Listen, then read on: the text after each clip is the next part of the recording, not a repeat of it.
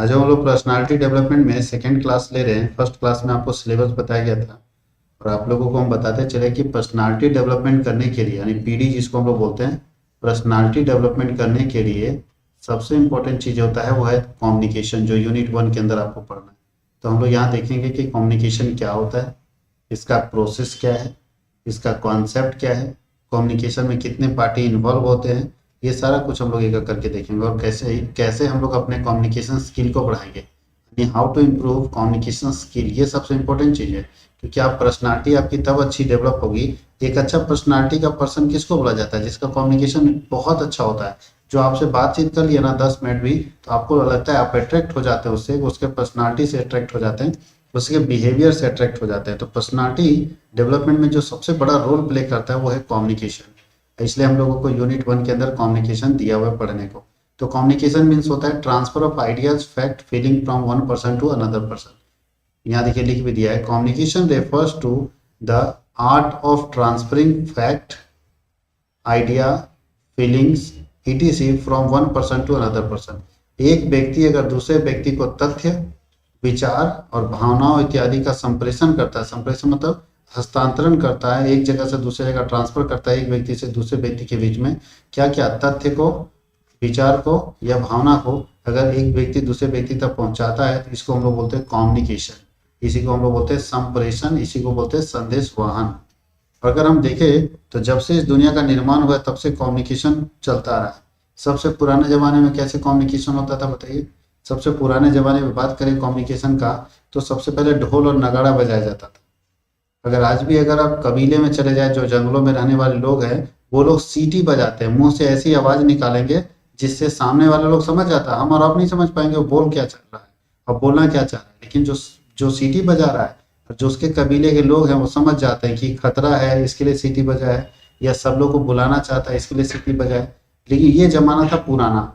फिर ढोल नगाड़ा का समय आ गया, नगाड़ा बजाओ। नगाड़ा बजाने के भी तरीके अलग अलग है। अगर किस एक तरह का नगाड़ा बजेगा, इसका मतलब बाकी लोग जो सुन रहे हैं उस नगाड़े को, उनको समझ आ रहा है कि कहीं खुशी मन रहा है, कहीं दुख हो रहा है। आज भी गांव में ढोल बजता है तो बूढ़ा लोग को पूछिए कि भैया ये क्या चीज़ का ढोल है, तो बता देगा कि कोई मर गया है या किसी के यहाँ पूजा हो रहा है या शादी हो रहा होगा, ये शादी का ढोल है। इसका मतलब उनको आइडेंटिफिकेशन मिला हुआ है। तो कम्युनिकेशन उस जमाने से चलते आ रहा है। फिर आया जा कबूतर जा का जमाना, फिर आया हम लोग का डिजिटल, जिसमें ईमेल्स है, जिसमें फैक्स है, जिसमें मोबाइल फ़ोन है, अभी तो टेक्स्ट मैसेजेस है, उसके बाद व्हाट्सअप, फेसबुक, ट्विटर, ये सब क्या कम्युनिकेशन का मीडियम है। कैसे आप अपने इन्फॉर्मेशन को, अपने फैक्ट को, अपने फीलिंग को एक पर्सन से दूसरे पर्सन तक भेजते हैं। अब किसी व्यक्ति के पास कोई सूचना है या कोई जानकारी वो दूसरे से शेयर करना चाहता है, तो उठाता है ट्विटर और ट्वीट मार देता है।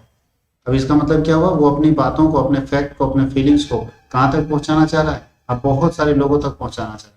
अगर किसी पर्टिकुलर पर्सन तक पहुंचाना चाह रहा है तो उसको टैग कर देता है कि भैया टैग आपको कर देंगे तो आप तो देखोगे ना मेरे इन्फॉर्मेशन को। अगर हम पीएमओ को कुछ बोलना चाह रहे हैं, प्राइम मिनिस्टर ऑफिस को, तो हम क्या करते हैं? उस बात को लिखते हैं मैसेज को और पीएमओ को टैग कर देते हैं, ताकि पीएमओ तक मेरी बात क्या हो, पहुंच जाए। तो ये भी कम्युनिकेशन का तरीका है। यही कम्युनिकेशन आपको पढ़ना है अपने पर्सनालिटी डेवलपमेंट के अंदर, कि कैसे आप अपने इन्फॉर्मेशन को सामने वाले तक पहुंचाते हैं। चाहे व्हाट्सएप का यूज करते हैं, डिजिटल अगर मीडियम की बात करें, चाहे आप फेसबुक का इस्तेमाल करते हैं, चाहे फोन कॉल्स करते हैं, चाहे टेक्स्ट मैसेजेस करते हैं, सब में तो कम्युनिकेशन ही हो रहा है ना।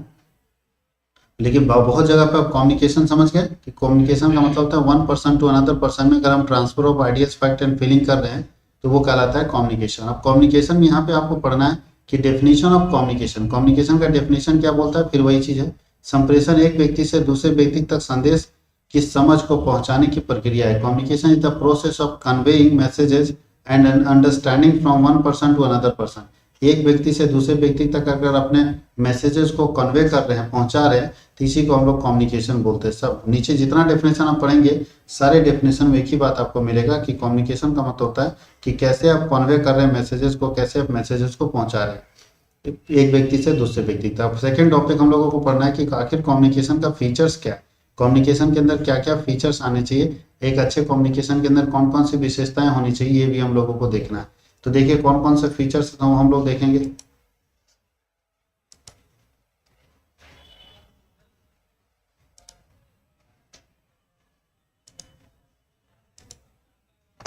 चलिए, तो सबसे पहले हम लोग जो कम्युनिकेशन का देख रहे हैं फीचर्स, उसमें से सबसे फर्स्ट फीचर जो हम लोगों का कम्युनिकेशन के लिए है वो है परवेसिव फंक्शन। परवेसिव फंक्शन मतलब है कम्युनिकेशन हर जगह अवेलेबल है। परवेसिव फंक्शन का मतलब होता है कम्युनिकेशन क्या है, हर जगह अवेलेबल है, हर जगह कम्युनिकेशन होता है।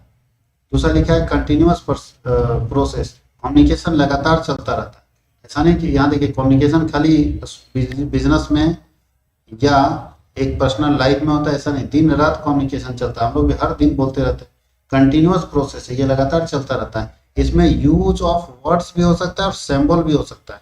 जब हम किसी से बात करते हैं, कम्युनिकेशन करते हैं, तो दो चीज इस्तेमाल करते हैं, वर्ड्स का इस्तेमाल करते हैं और सिंबल का इस्तेमाल करते हैं। देखिएगा कोई क्या बोलते हैं उसको, इमोजी भेज देता है, इमोजी से समझ में आ जाता है कि वो आदमी खुश है, नाराज है, क्या बोलना चाह रहा है। तो ये स्थिति हम लोगों को सिंबल के जरिए भी और वर्ड के जरिए भी, यानी दो तरीके से कम्युनिकेशन हो सकता है, वर्ड के जरिए भी और सिंबल के जरिए। वर्ड के जरिए भी दो तरह से होता है, वर्ड के जरिए भी दो तरह से होता है, रिटन और ओरल। रिटन और ओरल, लिख के भी और बोल के भी। तो वर्ड से दो तरह का, रिटन भी हो सकता है, ओरल भी हो सकता है, यानी लिखित हो सकता है, मौखिक हो सकता है, और सिंबल से एक हो सकता है। आगे लिखा है एक्सचेंज ऑफ आइडियाज। जब हम बात करते हैं कम्युनिकेशन का, तो कम्युनिकेशन में हम लोग क्या करते हैं, अपने आइडियाज को एक्सचेंज करते हैं from one person to another person. और दूसरा लिखा है कि टू और मोर पार्टीज इन्वॉल्व होता है कम्युनिकेशन के अंदर। कम्युनिकेशन के अंदर कम से कम दो पार्टी होने ही चाहिए, उससे ज्यादा हो सकता है लेकिन दो पार्टी मिनिमम होने चाहिए। और नीचे लिखा है म्यूचुअल अंडरस्टैंडिंग होता है कम्युनिकेशन के अंदर, यानी सारे पार्टियों में आपस में समझ होता है। समझ मतलब अगर हम सामने वाले के साथ कम्युनिकेट कर रहे हैं कोड लैंग्वेज में या अपने लैंग्वेज में, तो सामने वाला आपकी बात को समझ जाएगा, दूसरा समझे ना समझे, तो ये चीज समझेगा। म्यूचुअल अंडरस्टैंडिंग होना चाहिए दोनों के बीच में, जो दोनों कम्युनिकेटर है, कम्युनिकेटर ए और कम्युनिकेटर बी है, अगर आपस में कोई बात करता है तो इन दोनों के बीच में म्यूचुअल अंडरस्टैंडिंग होना चाहिए कि इसका मतलब क्या होगा। देखिएगा जो नक्सली लोग या आतंकवादी लोग जो बात करता है, वो सीधा सीधा बात नहीं करता, बात कर देता है 26 जनवरी को दिल्ली चले। अच्छा समझ नहीं आ रहा 26 जनवरी को दिल्ली चले, इसका मतलब 26 जनवरी को बम फोड़ेगा कि क्या करेगा, लेकिन समझ नहीं आ रहा। अब टू का मतलब उसको कोड दिया गया। ये चीज ध्यान रखिएगा, कम्युनिकेशन को समझना बहुत जरूरी है, इसलिए दोनों पार्टी म्यूचुअल अंडरस्टैंडिंग के साथ रहेगा तब कम्युनिकेशन समझ पाएगा।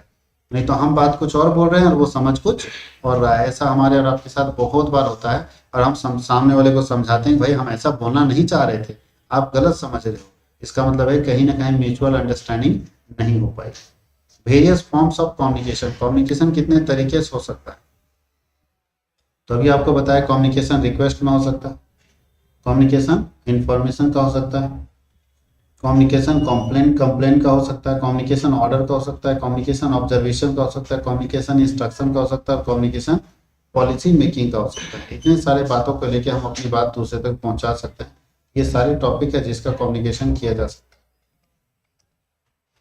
अब लिखा है कि संचार के लिए अनिवार्य तत्व कौन कौन से, कम्युनिकेशन में इंपॉर्टेंट फैक्टर क्या क्या है। तो सबसे पहले एक सेंडर होना चाहिए जो मैसेज भेजेगा,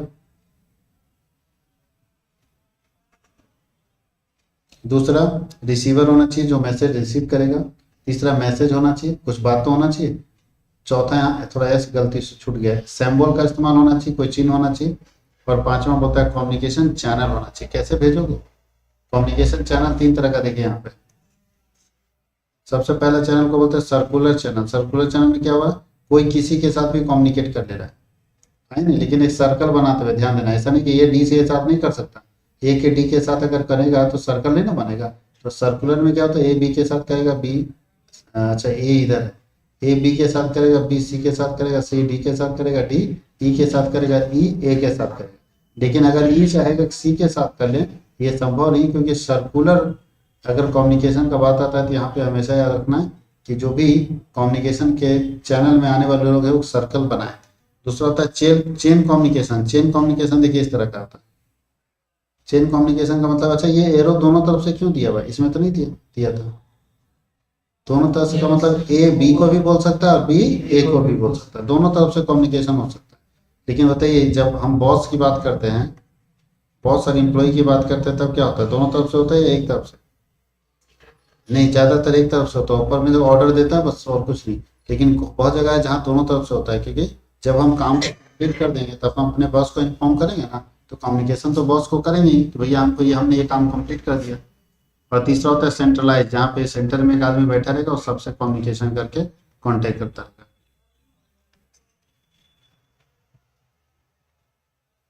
अब लोग आगे पढ़ेंगे प्रोसेस ऑफ कम्युनिकेशन। कम्युनिकेशन के क्या प्रोसेस है, क्या प्रक्रिया अपनाई जाती है कम्युनिकेशन में। तो सबसे पहला प्रोसेस जो होता है कम्युनिकेशन करते समय वो होता है, सबसे पहला आदमी चाहिए सेंडर।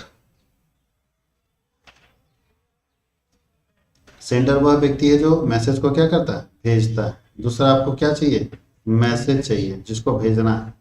तीसरा चाहिए इन कोडिंग करना होगा, मैसेज को जैसे आपको मिला वैसे नहीं भेज सकते हैं, उसको आसान बनाना होगा ताकि आपको दिक्कत ना हो। इन कोडिंग करना, मैसेज को उसके लैंग्वेज में लिखना। जैसे बहुत सारी बातें आपके मन में हैं लेकिन जब आप लिखने लगते हैं तो शांत हो जाते हैं, इसका मतलब है नहीं लिख पाते हैं। इसका मतलब क्या है कि आपके अंदर मैसेजेस बहुत सारे हैं लेकिन आप उसको इनकोड नहीं कर पा रहे, आप समझ नहीं पा रहे कि इसको शब्दों में कैसे बयां करें।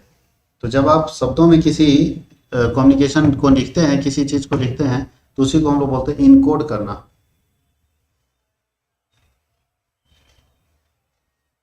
तो पहला होगा सेंडर, दूसरा हो गया मैसेज, मैसेज के बाद क्या होगा, इनकोड करना। इनकोड करने के बाद आपको चुनना है मीडियम कि कैसे हम अपने मैसेजेस को भेजेंगे। मीडियम के बाद चुनना है रिसीवर, प्राप्तकर्ता। जो रिसीवर होगा वो मैसेज उसके पास चला जाएगा। यानी सबसे पहले सेंडर, सेंडर मैसेज लिखेगा, इनकोड करेगा, मीडियम चुनेगा और रिसीवर को प्राप्त हो जाएगा। अब रिसीवर उसको डिकोड करेगा, डिकोड मतलब समझने की कोशिश करेगा कि आखिर ये इनकोड क्या करके दिया, यानी क्या लिख के दिया है, उसको ये समझने का कोशिश करता है। और जब समझ जाता है पूरी तरीके से, तो समझने के बाद ये क्या जारी करता है, फीडबैक। क्या जारी करता है, फीडबैक।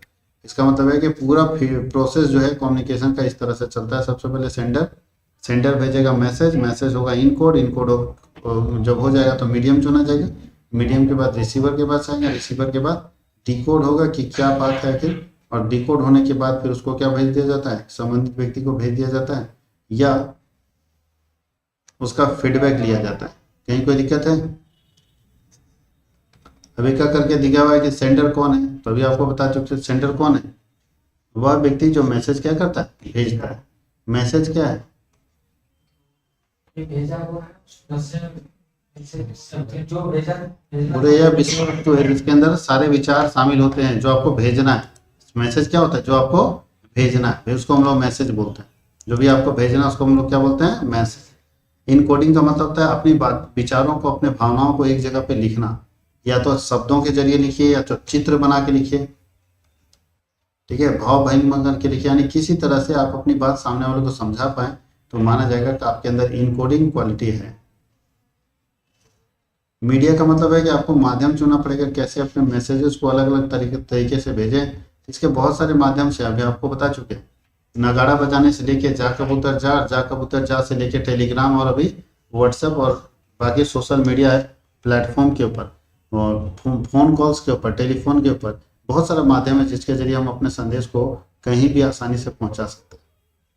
उसके नीचे लिखा है रिसीवर कौन होगा, रिसीवर वह व्यक्ति होगा जो क्या करेगा, जो रिसीव करेगा मैसेज को। मैसेज को जो रिसीव करेगा उसको हम लोग क्या बोलते हैं, रिसीवर। और नीचे लिखा है डिकोडिंग। क्या होता है डिकोडिंग, का मतलब है कि जब हम किसी को मैसेज रिसीव हो जाता है तो उस मैसेज को समझने का प्रयास करता है, उस मैसेज को क्या करता है, समझने का प्रयास करता है कि आखिर सामने वाला हमको मैसेज भेजा कैसे, उसी को प्रोसेस को हम बोलते हैं डिकोड करना। क्या बोलते हैं, डिकोड करना। और जब समझ जाता है तो फिर फीडबैक देता है।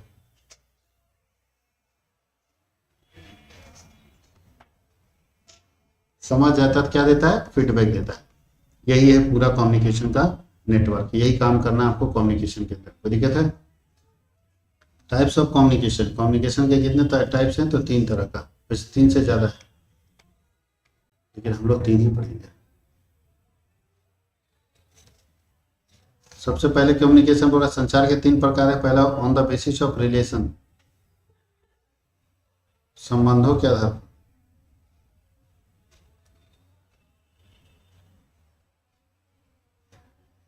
दूसरा होगा on the basis of direction, और तीसरा होगा on the basis of expression. 3 तरीके, 3 बेस पर हम लोग देखेंगे कम्युनिकेशन को। तो अगर हम लोग on the basis of relationship देखें तो 2 तरह का कम्युनिकेशन है, फॉर्मल और इनफॉर्मल। फॉर्मल कम्युनिकेशन का मतलब ऐसा कम्युनिकेशन जहाँ पे लीडर फिक्स होता है। फॉर्मल कम्युनिकेशन ऐसा कम्युनिकेशन है जहाँ पे लीडर क्या होता है, फिक्स होता है, उसको 1 साल के लिए फिक्स कर दिया जाता है। और उसका जो इस तरह के कम्युनिकेशन में जो शब्दों का इस्तेमाल होता है, जो वर्ड्स यूज किए जाते हैं वो फॉर्मल वर्ड्स होते हैं, यानी ऐसे वर्ड्स इस्तेमाल किए जाते हैं जो मैनेजमेंट में इस्तेमाल किए जाते हैं, गाली गलौज नहीं कर सकते। और इनफॉर्मल कम्युनिकेशन तो वही है जो मन किया अपने दोस्त के साथ जो आप कम्युनिकेशन करते हो, वो कम्युनिकेशन कौन सा कम्युनिकेशन है? Informal communication. और अगर आप अपने बॉस के साथ जो कम्युनिकेशन करते हैं वहाँ पे क्या होता है? Formal communication. यानी प्रिंसिपल से बात करते हैं और दोस्त से बात करते हैं, दोनों में आसमान जमीन का अंतर।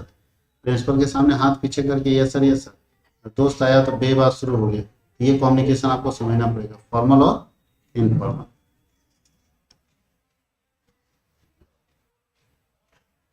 दूसरा कम्युनिकेशन का टाइप्स है on the basis of direction. तो डायरेक्शन में होता है नीचे की ओर, कम्युनिकेशन नीचे की ओर। तो जब बॉस केवल ऑर्डर पास करेगा तो ये होगा कम्युनिकेशन, ऐसे होगा नीचे की ओर। दूसरा लिखा है ऊपर की ओर, अगर जूनियर कोई बात बोलेगा तो ऊपर की और पहुंचाएगा। तो अगर जूनियर से बात आगे बढ़ता है तो कम्युनिकेशन ऊपर की ओर आ रहा है, और ऊपर से नीचे आता है तो कम्युनिकेशन नीचे की ओर आ रहा है। तीसरा जो है कम्युनिकेशन का तरीका हो गया ऊपर और नीचे। उसके बाद क्या है? Horizontal communication. हॉरिजेंटल कम्युनिकेशन क्या होता है? तो या तो कम्युनिकेशन ऊपर से नीचे आएगा या नीचे से ऊपर जाएगा। या तो कम्युनिकेशन ऊपर से नीचे आएगा, उसको हम लोग क्या बोलते हैं? इसको हम लोग वर्टिकल बोलते हैं। और ये ऊपर से नीचे, ये दोनों जो है ना, ये हॉरिजेंटल वर्टिकल दोनों है। ये हॉरिजेंटल इस तरह होता है और वर्टिकल इस तरह होता है। तो वर्टिकल कम्युनिकेशन में हम लोग बहुत अच्छा कर लिए, लेकिन हॉरिजेंटल कम्युनिकेशन में बहुत अच्छा नहीं कर पाए। हम लोगों को हॉरिजेंटल कम्युनिकेशन को भी ठीक करने का जरूरत है।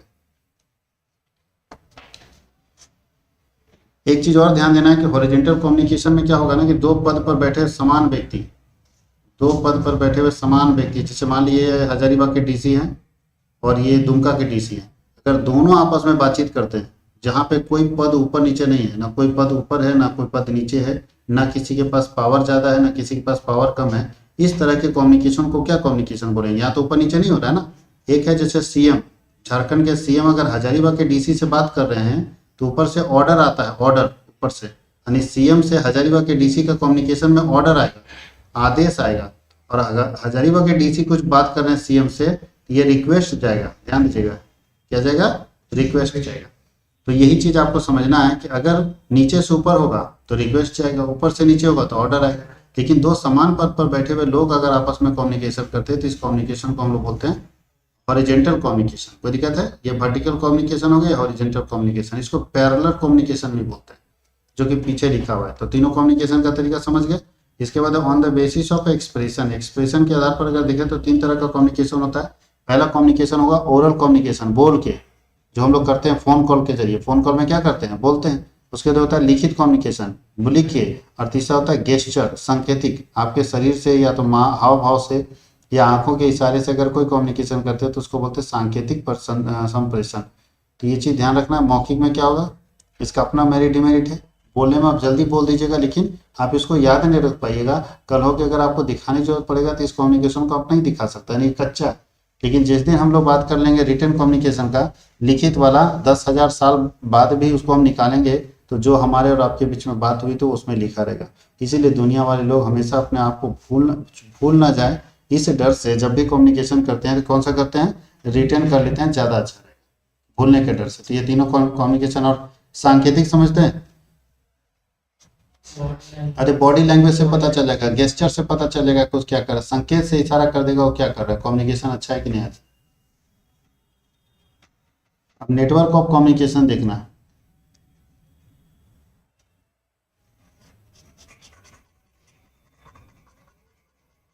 अगर नेटवर्क ऑफ कम्युनिकेशन की बात करेंगे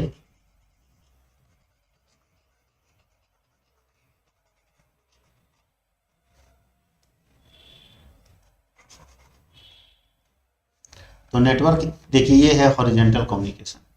ये कौन सा कम्युनिकेशन है? हॉरिजेंटल। अभी ये इसको बोलते हैं सर्कुलर, चक्रीय आकृति। देखिए नहीं, अच्छा इससे भी यहाँ ध्यान दें, बॉस यहाँ पे और इससे कम्युनिकेट, एक ही तरफ से कम्युनिकेशन हो रहा है। ए बी को बोल रहा है, ए डी को बोल रहा है, ए ई को बोल रहा है, ए सी को बोल रहा है। इसके पास कोई कम्युनिकेशन नहीं कर रहा है। इसका मतलब बॉस बीच में हो गया, चारों तरफ क्या किया? चार बंदा लगा दिया कम्युनिकेशन करने के लिए। एक ये कम्युनिकेशन का तरीका है जिसको अधोमुखी बोलते हैं। ये सब सारे ऑर्गेनाइजेशन में ये सब तरीका नहीं लगता है। ये बोलता है वृत्तीय आकृति, आकृति लग रहा है वृत्त जैसा लेकिन वृत्त नहीं है। ऐसे कम्युनिकेशन को भी हम लोग बोलते हैं वृत्तीय आकृति कम्युनिकेशन या वृत्तीय आकृति संदेशवाहन। उसके बाद इसको हम लोग बोलते हैं मुक्त प्रवाह, फ्री रेंज। देखिए इसमें ये एक ऐसा कम्युनिकेशन है जिसमें फ्री है, कुछ भी रिस्ट्रिक्शन नहीं है, कोई किसी से कम्युनिकेट कर सकता है। देख लीजिए जबकि इस समय नहीं था, अगर यहाँ पे ए और 1 नंबर 3 नंबर से बात करना हो तो संभव नहीं, लेकिन यहाँ किसी से भी कोई बात कर सकता है। देख लीजिए है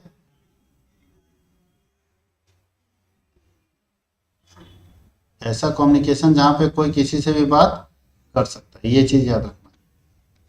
अच्छा, संचार के साधन का चुनाव करते समय क्या क्या बात ध्यान रखेंगे, कौन कौन सी बातों का ध्यान रखेंगे जब भी आप इसको चुनाव कर रहे होते हैं कि हम कैसे अपनी मैसेजेस को भेजें। तो पहला गोपनीयता रखेंगे, दूसरा स्पीड रखेंगे, तीसरा एक्यूरेसी रखेंगे, चौथा स्टेबिलिटी रखेंगे, पांचवा कॉस्ट रखेंगे, छठा सुविधाजनक रखेंगे, और सातवां प्रभावपूर्ण रखेंगे, और आठवां क्या है, रिकॉर्ड रखेंगे। एक अच्छा संदेशवाहन में ये गुण होना चाहिए, एक संदेशवाहन में ये सारे क्वालिटी होनी चाहिए। और ये चार, जब हम संदेशवाहन का चुनाव कर रहे होते हैं कि कौन सा संदेशवाहन या संचार का माध्यम चुना जाए, तो इन सब बातों पर एक बार ध्यान जरूर देते हैं।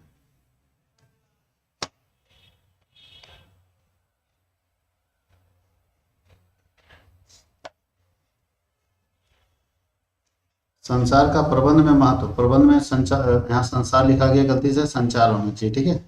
संचार का प्रबंध में क्या महत्व है, यानी कम्युनिकेशन का मैनेजमेंट में क्या इंपॉर्टेंस है। तो याद रखिएगा मैनेजमेंट में बहुत इंपॉर्टेंस है कम्युनिकेशन का। अगर आप कम्युनिकेट नहीं कर पाते तो अपने प्रोडक्ट को मैनेज कैसे करोगे, अपने प्रोडक्ट को बेचोगे कैसे। इसलिए सबसे पहला लाभ है प्रबंधकीय कुशलता, मैनेजरियल इफिशियंसी, आपके अंदर प्रबंध करने की कितनी क्षमता है ये आपको पता चलेगा कम्युनिकेशन के जरिए। दूसरा, शीघ्र निर्णय करने का आधार, बहुत तेजी से डिसीजन करने से अच्छा है कि सोच समझ के डिसीजन कीजिए। इसलिए बोलता है कि basis for of decision making, decision making का बेस है। तीसरा बोलता है प्रमोशन ऑफ कोऑपरेटिव, यहाँ पे कोऑपरेशन बढ़ता है सब लोगों के बीच में। आगे लिखा है बेसिस ऑफ कोऑर्डिनेशन, समन्वय का बेस है, ये समन्वय का आधार है। उसके नीचे है प्रभावपूर्ण नेतृत्व की स्थापना, बोलता है इस्टेब्लिशमेंट ऑफ इफेक्टिव लीडरशिप। अब कोई अच्छा लीडरशिप अगर आएगा तो उसके कारण भी अच्छा, या तो खराब भी लीडर रहेगा, अगर एक भी वर्कर अच्छा हो गया तो लीडर को अच्छा बना देगा। अनुशासन सिखाता है ये, अगर आप इस सिस्टम में रह रहे हैं तो क्या सिखाता है, अनुशासन। सार्वजनिक संबंधों पर ध्यान देता है, शक्ति का संग्रह करता है, और आंकड़ों का संग्रह करता है। ये सारा कम्युनिकेशन का महत्व है। कम्युनिकेशन होने से इतना सारा चीज आपका क्या होगा, करेक्ट हो जाएगा। होता है एक अच्छा संचारी व्यवस्था है, यानी एक अच्छी संचार व्यवस्था में क्या क्या गुण होना चाहिए। एक अच्छा कम्युनिकेशन वो होगा जो स्पीड होता है, जिसमें समय न लगे, फटाफट हो जाए, जैसा कि हम लोग आज सोशल मीडिया में कर रहे हैं, पहले बहुत समय लगता था। दूसरा, सेक्रेसी रहे, हमारे सारी जानकारी को गोपनीय रखें। तीसरा लिखा है सुविधा होना चाहिए उसको यूज करने में, रखने में। चौथा, उपयुक्तता होनी चाहिए, देखना पड़ेगा कि जो कम्युनिकेशन किया जा रहा है वो उपयुक्त है कि नहीं। याद रखना है कि उपयुक्तता होनी चाहिए, उसमें सही शब्दों का चयन होना चाहिए, सुविधाजनक होना चाहिए, गोपनीयता होनी चाहिए, और गति होनी चाहिए। परिशुद्धता, एक्यूरेसी भी बहुत जरूरी है। अगर आप अपना कुछ भी कर रहे हैं तो एक्यूरेसी जो भी बना रहे हैं, सही बना रहे हैं, गलत नहीं बना रहे हैं, ये भी बहुत जरूरी है कम्युनिकेशन के अंदर। कि कम्युनिकेशन जब हम कर रहे हैं सही शब्दों का चयन करेंगे जो अपने को आता है। ज्यादा स्मार्ट बनने के चक्कर में गलत शब्द बोल देंगे, पूरा गड़बड़ा जाएगा। एक अच्छा संचार व्यवस्था वो है जहाँ पे इंप्रेशन होता है, इंप्रेशन मतलब प्रभाव पड़ता है। कॉस्ट को भी ध्यान देना होता है, जब आप अच्छी संचार व्यवस्था बना ही रहे हैं तो कॉस्ट को भी ध्यान देना होगा। लागत एक ऐसा तत्व है जो अच्छी संचार व्यवस्था के लिए बहुत ही कारगर होगा। और रिकॉर्ड को भी ध्यान देना होगा, जो रिकॉर्ड अपने पास रहेगा उसको कैसे संचारित करेंगे उस पर भी ध्यान देना होगा। अब हम लोग को पढ़ना है बैरियर्स ऑफ इफेक्टिव कम्युनिकेशन। जब कोई एक अच्छा कम्युनिकेशन होता है तो दो तरह का बैरियर आता है। बैरियर मतलब रुकावट, बैरियर मतलब हानि भी बोल सकते हैं। जब भी कोई अच्छा संकट आता है, अच्छा समय आता है और हम लोग कम्युनिकेशन करते हैं तो कुछ बैरियर्स होते हैं उस कम्युनिकेशन में, या नॉर्मल भी हम लोग कम्युनिकेशन करते हैं तो कुछ बैरियर्स होते हैं, कुछ गैप होते हैं जिसके कारण सामने वाले मेरी बात को समझ नहीं पाता। तो दो तरह का बैरियर होता है, एक होता है सेमेंटिक बैरियर, जो बोलते हैं अर्थ संबंधी बात, यानी ऐसी समस्या जो किससे रिलेटेड है, ये अर्थ से रिलेटेड। अर्थ मतलब होता है शब्द, अर्थ मतलब क्या होता है, शब्द, कि शब्दों से गलती। और दूसरा होता है मनोवैज्ञानिक बाधाएं, मनोवैज्ञानिक मतलब साइकोलॉजिकल बैरियर्स। अब दोनों को समझना पड़ेगा। तो पहले हम लोग सेमेंटिक बैरियर की बात करते हैं, तो इसमें क्या क्या समस्याएं आ सकती हैं। तो बोलता है बैड एक्सप्रेसली या बैड ली एक्सप्रेस्ड मैसेजेज, अगर हम गलत को संदेश को गलत तरीके से टाइप कर देंगे तो सामने वाला समझ नहीं पाएगा। दूसरा वर्ड्स और सिंबल विथ डिफरेंट मीनिंग्स, बोला वर्ड और सिंबल का इस्तेमाल दूसरे मीनिंग से करना, ऐसा नहीं कि मीनिंग कुछ और बता रहा है और वर्ड और सिंबल कुछ और हम लोग यूज कर रहे हैं। फॉल्टी ट्रांजेक्शन, अगर गलत ट्रांजेक्शन हुआ है तो उसके कारण दिक्कत हो सकता है, समस्या है। अनक्लैरिफाइड अजम्पशंस, इसके कारण भी समस्या आ सकती है, ये भी सिमेट्रिक बैरियर से। बोलता है टेक्निकल जागरण, टेक्निकल जागरण भी एक कम्युनिकेशन बैरियर के अंदर आएगा। अगर हम लोग फिजियोलॉजिकल बैरियर्स में चले जाएंगे तो बोलता है परमानेंट इवोल्यूशन। फिजियोलॉजिकल बैरियर जो है वो परमानेंट क्या है, इवोल्यूशन है, मतलब है हमेशा, याद रखिएगा हमेशा ये इवोल्यूट होता रहता है, मूल्यांकन होता रहता है। लैक ऑफ अटेंशन है, इजू बाई लॉस बाई ट्रांसमिशन है, एंड पुअर रिटेंट और क्रिएटेड बाई सोर्स है। ये सारा का सारा कौन सा बैरियर है, साइकोलॉजिकल। साइकोलॉजिकल बैरियर आप समझते हैं, कभी कभी हम लोग जब बच्चा लोग को पढ़ाते हैं तो साइकोलॉजिकल बैरियर का शिकार हो जाता है। साइकोलॉजिकल बैरियर का मतलब ये होता है कि कोई टीचर खूब मेहनत करके पढ़ा रहा है लेकिन बच्चे का पढ़ने पर ध्यान नहीं है, बच्चा पहले से मान बैठा है कि हमको इस टीचर से नहीं पढ़ना है, तो ऐसे बैरियर को हम लोग बोलते हैं साइकोलॉजिकल बैरियर। कि साइकोलॉजिकली आप देखें तो जैसे मान लीजिए हम लोग कथा सुनने जाते हैं कहीं पूजा वूजा में, तो हम लोग का ध्यान पूरा पूजा में कथा जो होता है उसके ऊपर नहीं रहता, बस होता है कि किसी तरह 5 जो है शंख बज जाए और हमारा काम खत्म हो जाए, हमको प्रसाद मिले और हम प्रसाद लेके चले आए, ये चीज़ ध्यान रखना है। इसलिए बोलता है कि साइकोलॉजिकल बैरियर नहीं होना चाहिए। अगर फिजियोलॉजिकल बैरियर है, साइकोलॉजिकल बैरियर है, इसका मतलब मन से वो बैरियर है, मन से बैरियर यहाँ पे नहीं लेते।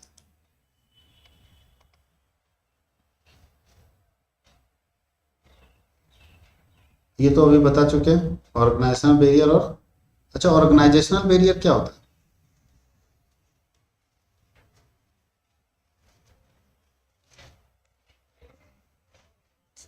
ऑर्गेनाइजेशनल बैरियर क्या होता है?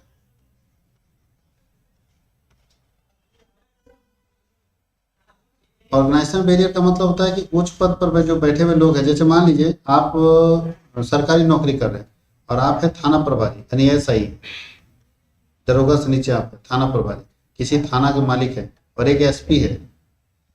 ये थाना प्रभारी बहुत गुस्सा में भी रहेगा, एसपी पर बहुत गुस्सा में, तो क्या गलत शब्दों का इस्तेमाल कर सकता है? बहुत गुस्सा में एकदम लगता है उठा के पटक देंगे एसपी को, लेकिन नहीं, ना ही गलत शब्दों का इस्तेमाल कर सकता है, ना ही वो ऐसा कम्युनिकेशन कर सकता है। बात समझ गए? तो याद रखिएगा कि कम्युनिकेशन क्या होना चाहिए, यहाँ साफ लिखा है कि फिजियोलॉजिकल का मतलब ये देखना है, फिजियोलॉजिकल के अंदर हमको ये देखना है कि अगर एक व्यक्ति, जैसे हम एसआई की बात करते हैं, तो एसआई जब वो बात करेगा एसपी से, तो बताइए एसआई को डर लगेगा कि नहीं? तो ये है फिजियोलॉजिकल। फिजियोलॉजिकल मतलब मनोवैज्ञानिक, मन में बाधा होनी चाहिए, हाँ ऐसा ऐसा समस्या आ रहा है, ये चीज ध्यान रखना है। इसको हम लोग बोलते हैं फिजियोलॉजिकल नीड्स या फिजियोलॉजिकल बैरियर्स। वही बात यहाँ लिखा है कि फिजियोलॉजिकल बैरियर के अंदर कौन कौन सा बैरियर शामिल किया जाएगा। और लास्ट टॉपिक हम लोगों को है कि कम्युनिकेशन को दूर करने के, मतलब कम्युनिकेशन का जो प्रॉब्लम है, क्या क्या प्रॉब्लम बताइए। कम्युनिकेशन का पहला प्रॉब्लम क्या है? Language problem.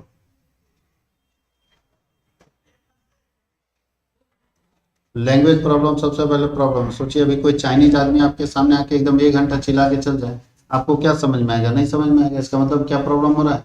लैंग्वेज का। और बताइए। रिसीवर जो उसको मैसेज और भेज रहा है उसको नेटवर्क का समस्या है।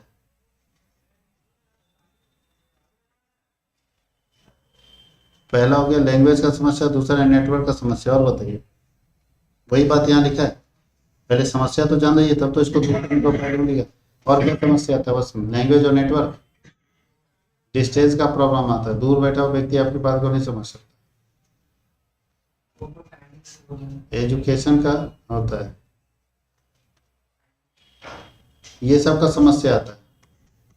अब इससे अब सारे समस्याओं से कैसे निवारण पाएंगे, कैसे? तो बोलता है संदेश जो भी भेजिए एकदम स्पष्ट भेजिए ताकि कोई कंफ्यूजन ना हो। प्राप्तकर्ता को आपका संदेश समझ में आ जाना चाहिए, तब माना जाएगा कि संदेश ठीक किया।